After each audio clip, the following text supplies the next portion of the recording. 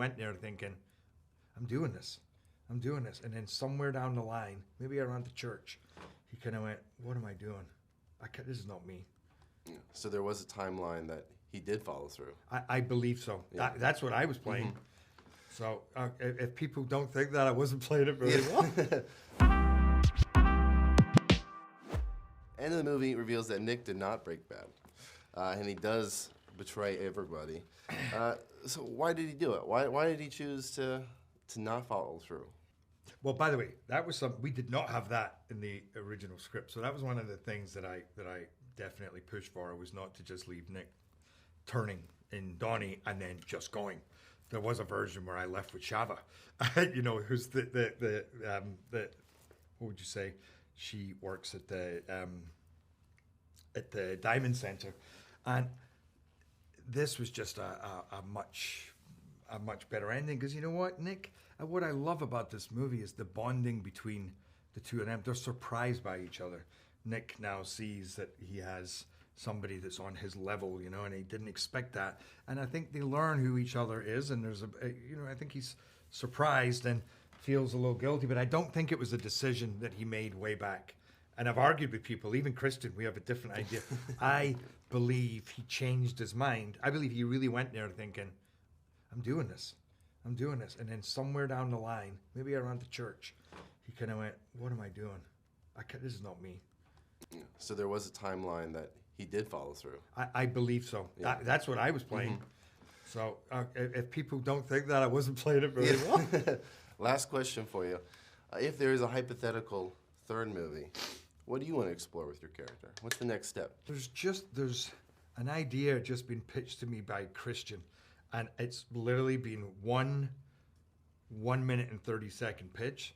So I haven't had time to assimilate it because I'm too busy trying to get ready for this movie. So I don't know. It sounds like it's a great adventure, and I'm scared to say anything in case we don't go with this version, but it could involve Africa, and it's some really exciting stuff over there. I don't know enough about it to know what I could do with Nick, but the second my brain will start thinking the second I put my mind to it. Yeah. And that's what I love working with Chris. And Donnie, by the way. I love working with O'Shea. I mean, It's just, that is, you could feel it from the first movie, and now we get a chance to really spend time with each other.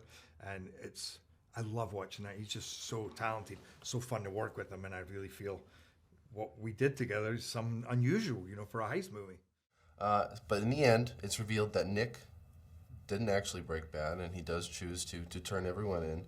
In your own words, with how the story played out, why do you think he did that? He's very conflicted throughout the film. His life at home is basically screwed. It's divorced, his family's left him. He's been sort of let go from his job, put on leave, and then he comes to Europe thinking he's going to go after Donnie. And then when he first, on the way over, he meets with the Diamond Police, and he doesn't really like them, doesn't really get along with them. Feels like a fish out of water. Then suddenly he sees Donnie, and strangely, it's like seeing an old friend, even though because he's in a foreign environment, it's something familiar that he gravitates towards. But at the end of the day, he realizes, I can't do it. I'm a cop. I just can't go, go against who I am. He felt almost fraudulent. So at the end of the day, after all that, he's like, Tiger can't change his stripes. I'm just gonna, I gotta stick with, my core beliefs, and this is who I am, and this is, I gotta take him down. Gerard was mentioning that that was the change that he was pushing for, because originally he wasn't potentially going to change. How much convincing did it take? How much was that conversation to all right, this is the right path forward for this character? Well, I mean, in writing the script, we sort of went through many variations of it. We tried a bunch of different stuff. We wrote different scenes, and that was a long, difficult conversation. And we put the scene on its feet. We'd play with it, see how it worked, and then we sort of felt our way through it. And even when we were shooting the film, we shot a few different scenes for the ending.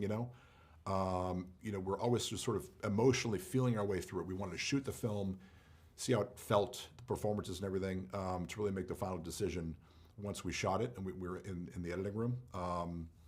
But that was a difficult call. Yeah.